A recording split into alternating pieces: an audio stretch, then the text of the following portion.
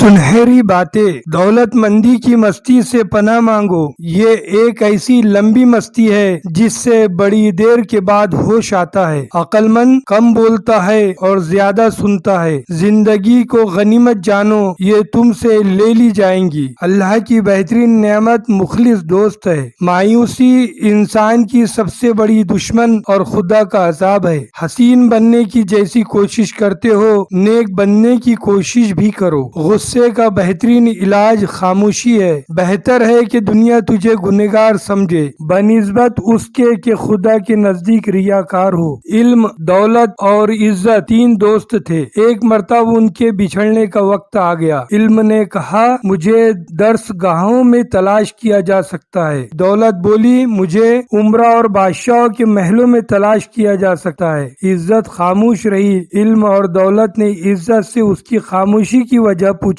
تو عزت نے ٹھنڈی آہ بھرتے ہوئے کہا، جب میں چلی جاتی ہوں تو دوبارہ حاصل نہیں ہوتی۔